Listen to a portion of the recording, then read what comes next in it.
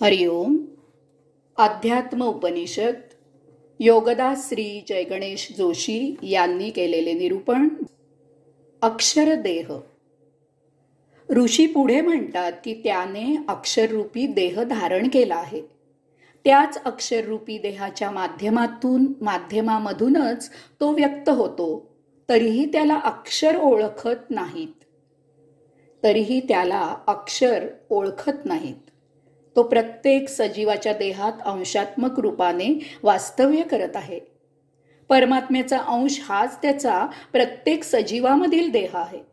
याच रूपात तो देहात वास्तव्य करत आहे. असा अंशात्मा प्रत्येक सजीवाच्या देहात वास्तव्य करत आहे.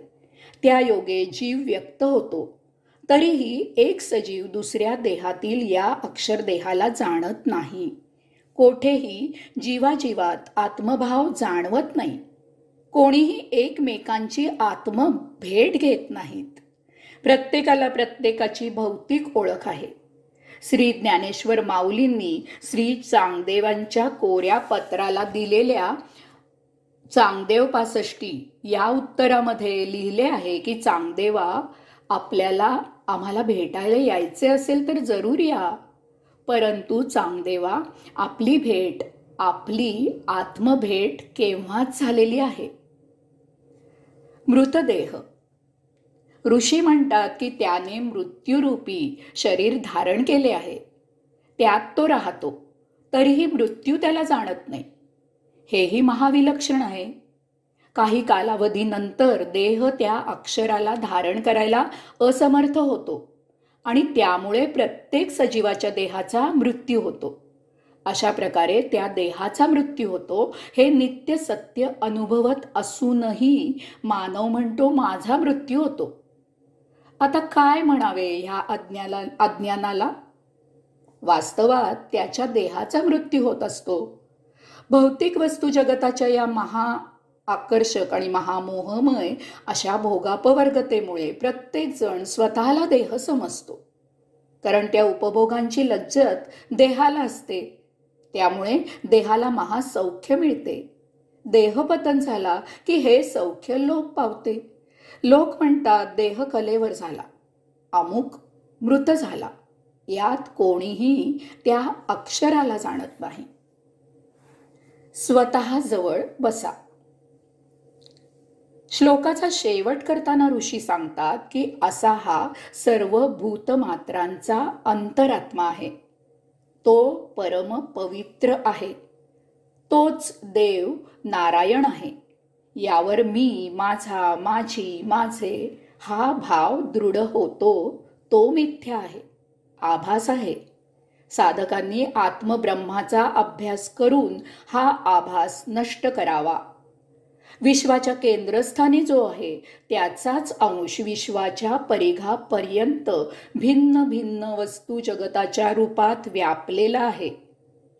त्यामधूनच त्याच्याच अंशाने येथे सर्व काही धारण केलेले आहे. जे धारण केलेले आहे त्याला कालमर्यादा आहे. कारण त्याने जरी धारण केले तरीही ते धारण करायची काही मर्यादा प्रत्येकाला आहे. यामुळे जेव्हा त्याला धारण करायची क्षमता संपते तेव्हा ते धारण केलेले कलेवर होते, मृत होते. धारण करणारा त्यामधून दूर होतो आणि पुन्हा नव्या देहात धारण करतो.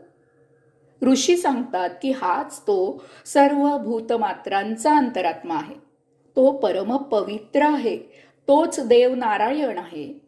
येथे मी, माझा, माझी, माझे हा संकुचित भाव सोडा आणि तो त्याचे ही जाण करून घ्या. जे आहे ते सर्व तो आहे. येथे सर्व त्याचे आहे याचा अभ्यास करा. त्या योगे भौतिकाचा आभास नष्ट करा. तो ब्रह्मांडाच्या केंद्रबिंदूत पुरुषोत्तम म्हणून विराजित आहे. त्याचा अंश विश्वाच्या केंद्रस्थानी आहे. त्याचाच अंश विश्वातील ग्रह गोल ताऱ्यांच्या केंद्रबिंदूमध्ये आहे. त्याचाच अंश ग्रह गोल ताऱ्यांवरील चल अचल, सजीव निर्जीव अशा प्रत्येक वस्तूच्या मध्यबिंदूत आहे. याचा अर्थ तो केंद्रस्थानी वास्तव्य करून ब्रह्मांडाचा, विश्वाचा, ग्रहगोल ताऱ्यांचा, चल अचल सजीव निर्जीव अशा तमाम वस्तू जगताचा कारभार करत असतो.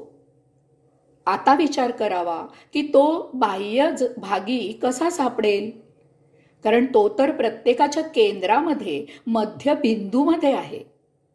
जर आपण त्याचा शोध ब्रह्मांडाच्या, विश्वाच्या, ग्रहगोल ताऱ्यांच्या, चल अचल सजीव निर्जीव यांच्या परिघावर घेतला तर आपले भटकणे होईल, परंतु तो काही सापडणार नाही.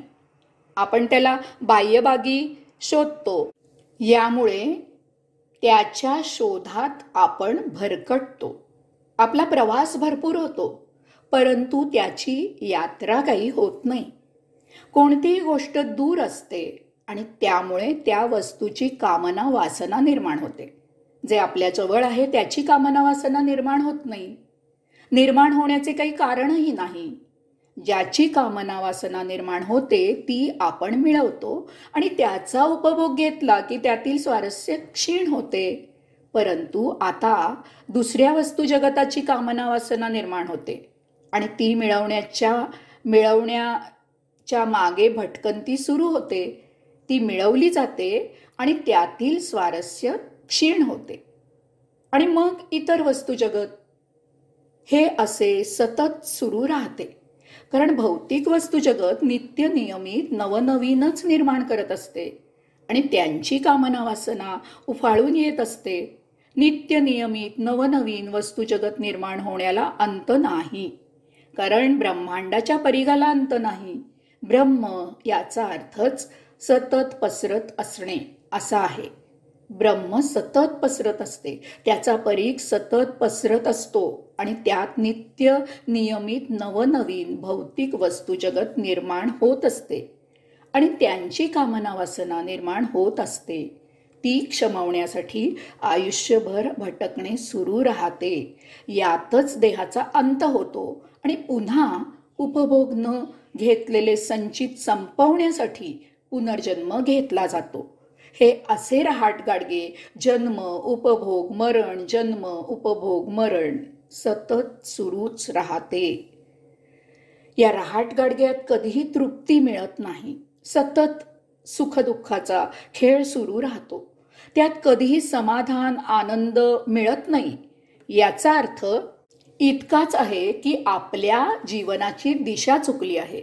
आपल्याला जीवनाचा अर्थ जसा आहे तसा उमजलेला नाही. आपण चुकीची यात्रा करत आहोत.